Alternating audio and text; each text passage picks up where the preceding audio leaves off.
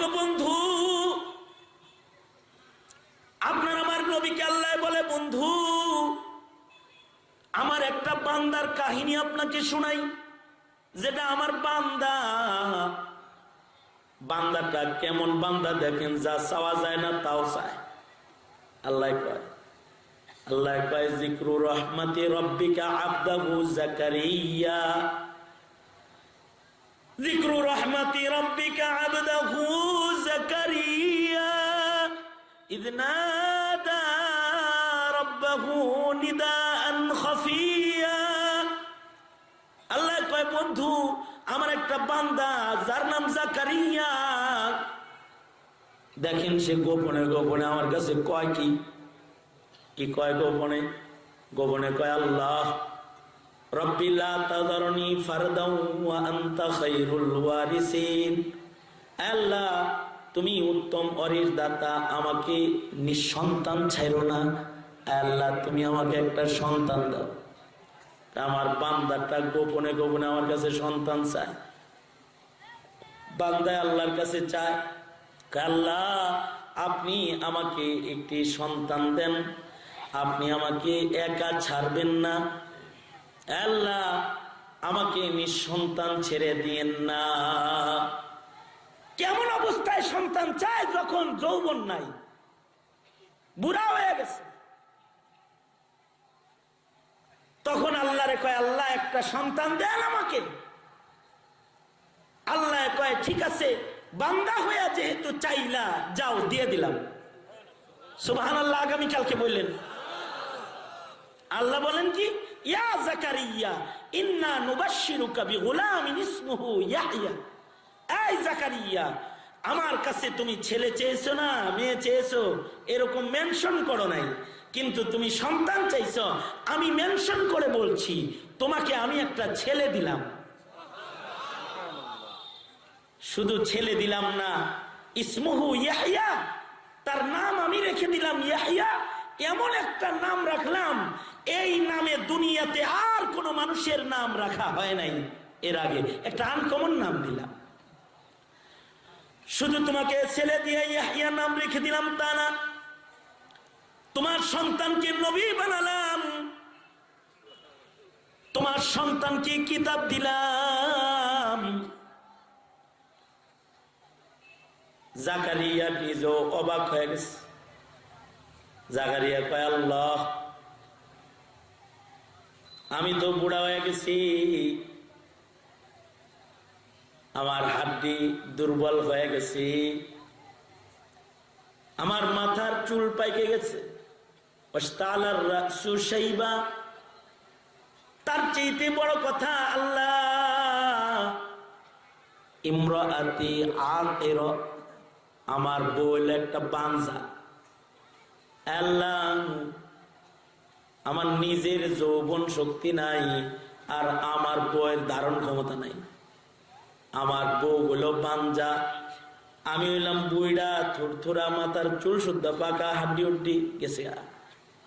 এইরকম জায়গায় বাচ্চা কেমনে হইব? আল্লাহ কয় তুমি বান্দা হয়ে চাইছো, আমি দিমু তাই হইব। আল্লাহু আকবার, জোরে বলেন।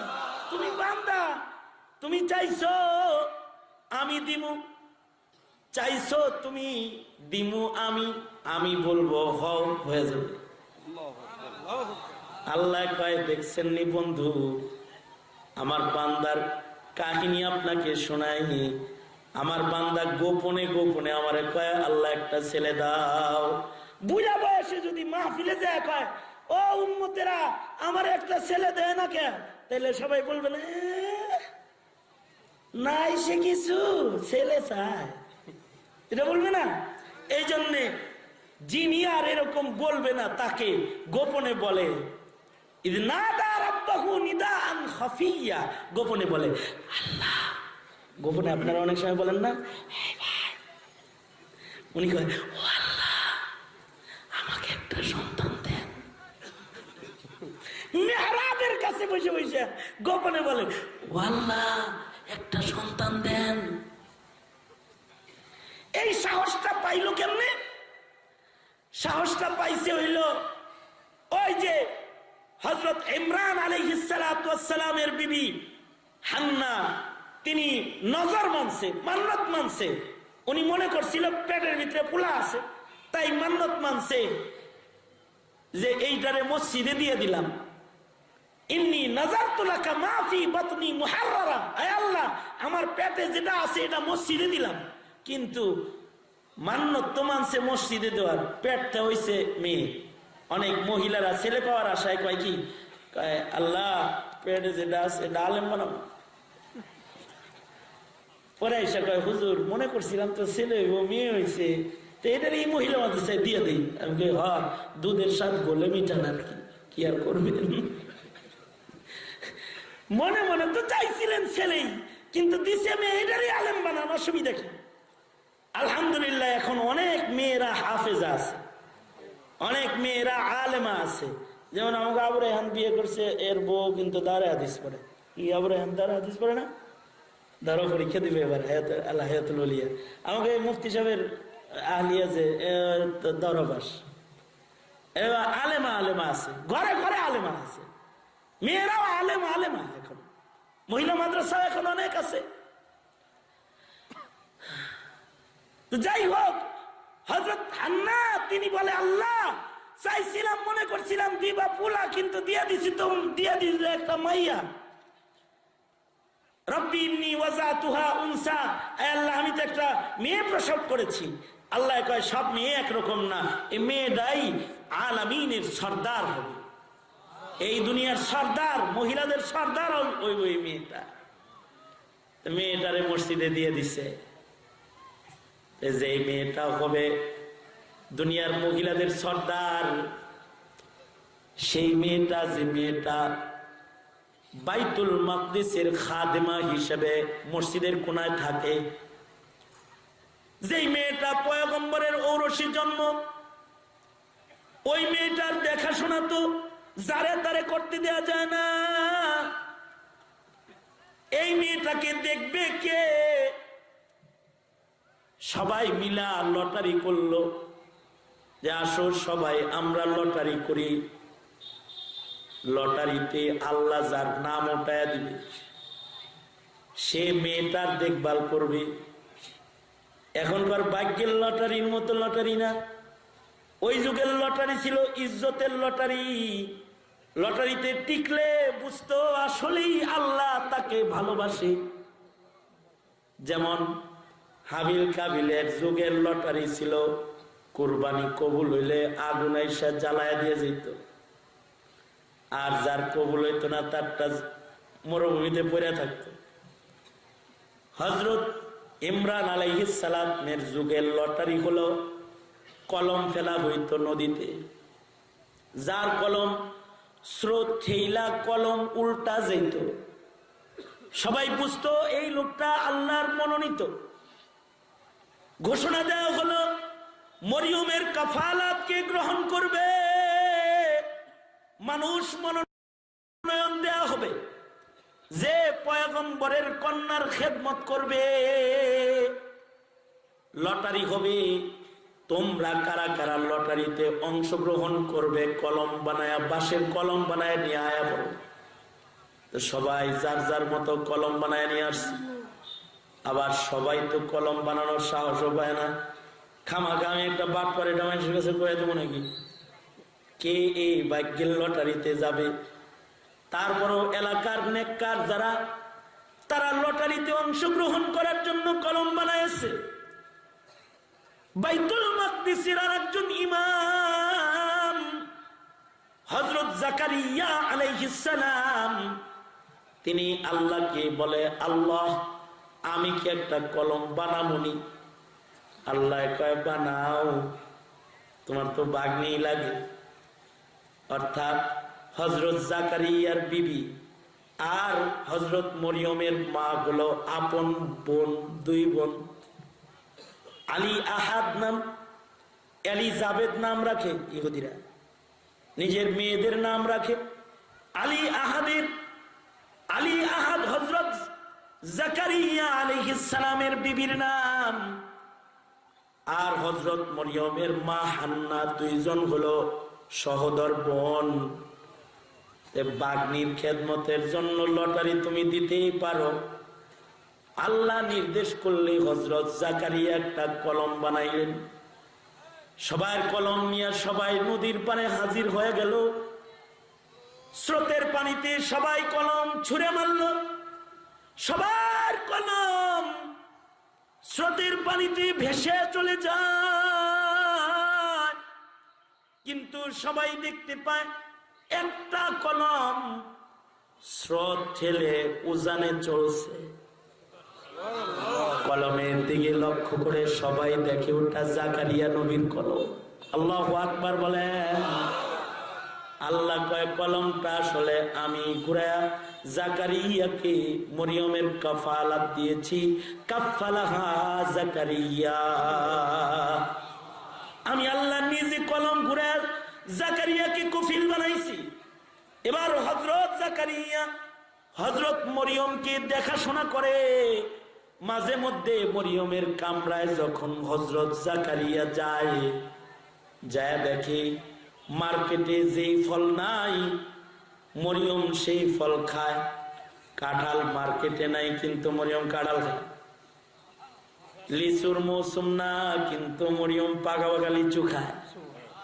আমের মৌসুম নয় কিন্তু মরিয়ম পাকা পাকা আম খায়। জাকারিয়া আলাইহিস সালাম যায় বলে, আন্না লাকি হাদা, এই মরিয়ম এগুলো তোরে কে দেয়? মার্কেটে তো এই ফল নাই। হযরত মরিয়ম বলে, হুয়া মিন ইনদিল্লাহ, ওগুলো আমি যার বান্দি, আমি যার বান্দি আমার মাওলা আল্লাহ আমাকে দেয়। এবার হযরত জাকারিয়া মসজিদের মেহরাবের কোনায় বৈশা কয়, আল্লাহ হাতির লেগে যদি অনিয়ম হয় আমার লেগে ওনাকে। আল্লাহ মৌসুম সারা ফল যদি হাতিরে খাওয়াইতে পারো, আমার নয় যৌবন গেছে গা, মৌসুম নাই সন্তানের, কিন্তু তুমি দিলে তো দিতেই পারো। আল্লাহ রব্বি লা তাযারনি ফারদাও ওয়া আনতা খায়রুল ওয়ারিসিন। সাহস নিয়ে দোয়া করে ফেলেছে। একদিক দিয়ে তিনি দোয়া করছে আর আল্লাহ তাআলাও বান্দার দোয়া তো ধইরা ফেলাইছে। আল্লাহু আকবার। ধইরা কবুল কইরা কয় দিয়ে দিলাম নে। এবার নিজেই বিপাকে পড়ছে। বিপাকে পড়ে কয়, আল্লাহ আমার নাই যৌবন, আমি হইল বুড়া, আমার যদি বাচ্চা হয় তাইলে মানুষে আমি কি কমু? এই বাচ্চা কেমনে হইলো, এটা কি কমু আমি? আমার বউ হইল বন্ধা, তার পেটে এই বুড়ি বয়সে বাচ্চা গেল, কি বলবো? তাইলে আগের থেকেই আপনি আমারে বলেন, আমি সবাইরে বলবো এই আল্লাহ আমারে বাচ্চা দিতেছে, তবে তোদের মতো যৌবন দিয়ে বাচ্চা দিতেছে না আমাকে, আমাকে আল্লাহ যৌবন ছাড়াই বাচ্চা দিতেছে। আল্লাহু আকবার। ওই যুগের মুমিনদের চোখের সামনে হযরত মরিয়ম ছিল। মরিয়ম আলাইহিস সালাতু ওয়াস সালাম সম্মানিতা একটা মেয়ে। এই মেয়ের খাদেম জাকারিয়া মসজিদুল আকসার ইমাম, তিনি বাইতুল মাকদিসের ইমাম। তার মতো সম্মানী মানুষ, আল্লাহর সাথে তো সম্পর্ক তার ভালো, তিনি নবী, তাকে দিতেই পারে। তাই কেমনে দিতে চাইছে আল্লাহ আপনাকে? তো হযরত জাকারিয়া বলে, রব্বি জাআলনি আয়া, আল্লাহ আমার তো কোনো যৌবন নাই, আমি বউরে যে কইতে পারবো না আই লাভ ইউ, তাই আমার বাচ্চা ও কেমনে? আমাকে একটি আয়াত দেন, নিদর্শন দেন, যে নিদর্শনে মানুষকে আমি বলতে পারি যে এই নিদর্শনের বরকতে বুঝবে আল্লাহ আমার বাচ্চা দিতেছে। তোমরা বাচ্চা বুড়া বয়সে এরকম পাইবা? থুরথুরা বুড়া বয়সে যৌবন দিয়া পাও না, মাজারে যায় বয়ে থাও মিয়া। রাগ হয়েন না আপনারা, না আমরা ঢাকার বদনাম করছি, আপনারা ভালো। যৌবন আছে তাই পাও না, হুজুরের কাছে তাবিজের লেগে গুলো। আমার কাছে তো অনেক মাহফিলে গেলেই আইসা কয়, হুজুর আমার মেয়েটার বাচ্চা হয় না, ঘর সংসার ভাঙ্গে যাবার চাইতেছে, একটু পানি করে দেন যেন একটা বাচ্চা হয়। কয় বছর বিয়ে হয়েছে? 5-6 বছর। তো 5-6 বছরেও বাচ্চা হয় নাকি? বন্ধ করছিলেন নি? কয় হুজুর প্রথম তো বন্ধ করছিলাম, আমরাই নিতে দেইনি। কেন নিতে দেন নাই? কয় নতুন সংসার টিকে না টিকে, বাচ্চা হয়ে আবার বিপদে পড়ে কিনা, এই জন্য একটু টিকা টিকির জায়গা পর্যন্ত যাইতে হবে, এখন তো বন্ধ হয়ে গেছে। তাই আমরা মনে মনে কই যে যেমনি বন্ধ করছে হেমনি চালু করা। কেন বাচ্চা নিতে চায় না? জামাইয়ের সাথে যদি ঘর সংসার বনাবনি না হয়, এই মিয়া বাচ্চার ওয়াসিতায় স্বামী আর স্ত্রীর মাঝখানে মাওয়াদ্দাত ওয়া রাহমা, মায়া দয়া দেওয়ার দায়িত্ব গ্রহণ করেছে আল্লাহ। এই বাচ্চা হইলে স্বামী স্ত্রীর মুহাব্বত বেড়ে যাবে, এদের ভেতরে দয়া আসবে, ভালোবাসা আসবে, একে অপরের প্রতি টান পয়দা হবে। ওয়াদা কার? আল্লাহ। আর আমনে মিয়া আগে মায়া পরে বাচ্চা। আগে মায়া কেমনি? এই কারণে মেয়েরা এখন বাচ্চা পেটে নেওয়ার আগেই স্বামীকে বলে তুমি কি আমারে ভালোবাসো? বিশ্বাস হয় না। কয় হ্যাঁ খুব বাসি। কো বুঝি না তো। কয় তাইলে বুঝাই দেব, নাও তোমারে ওই জমিটা লিখে দিলাম। কয় হ্যাঁ এবার বোঝা যায় কিছু ভালোবাসো। তারপরে কয় ওই দোকানটাও তোমাকে দিলাম। কয় হ্যাঁ এখন বোঝা যায় আরেকটু ভালোবাসো। এইভাবে সম্পত্তি আগে নেয়, পরে বাচ্চা হয়, এরপরেও বাচ্চা হয় না। আর হযরত জাকারিয়ার নিয়ম হলো বিবির কাছেও যাওয়া লাগবে না, বউরে আই লাভ ইউ বলা লাগবে না, জমিনও লিখে দেওয়া লাগবে না, টাকাও দেওয়া লাগবে না। কয় রব্বি জাআলনি আয়া, আয় আল্লাহ আপনি আমাকে একটি নিদর্শন দান করেন, যে নিদর্শনে আমি বলবো আমি এই নিদর্শনের উপরে আছি, আমাকে এখন আল্লাহ একটা বাচ্চা দিবে, এমন একটা নিদর্শন দেন। তা আল্লাহ কয় তোমার নিদর্শন হলো তুমি 3 দিন কথা কইবা না, চুপ করে বসে থাকবা, ইশারায় ইশারায় কথা বলবা। মানুষ বললে বলবা যে এখন কথা বলা যাবে না, বাচ্চা হইব তো, এই জন্য আল্লাহ রোজা রাখতে কইছে, চুপ করে রইছি, পরে কথা বলবো, পরে কথা বলবো। কয়দিন? 3 দিন। লা তুকাল্লিমান নাসা সালাসাতা আইয়াম। 3 দিন কথা বলবা না কারোর লগে, কথা না বললে চুপ করে থাকবা, এই নিদর্শনে বাচ্চা পেটে চলে যাবে। কয় এমনে? কয় হ্যাঁ এমনি। আল্লাহু আকবার বলেন, আওয়াজ করে জোরে বলেন, চিল্লা বলেন আল্লাহু আকবার। এটা কার জন্য? বান্দার জন্য, বান্দার জন্য, বান্দার জন্য এই নিয়ম। চান্দাবাজের জন্য না, গাঞ্জাখোরের জন্য না, জেনাকারের জন্য না, গুনায় অভ্যস্ত পাপিষ্ঠের জন্য এই নিয়ম না। এই অনিয়ম বান্দার জন্য হয়।